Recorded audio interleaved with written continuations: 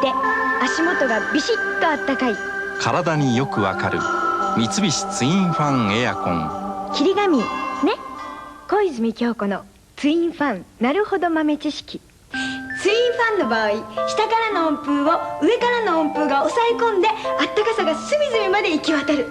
なるほど、だから足元がスースーしないんですね。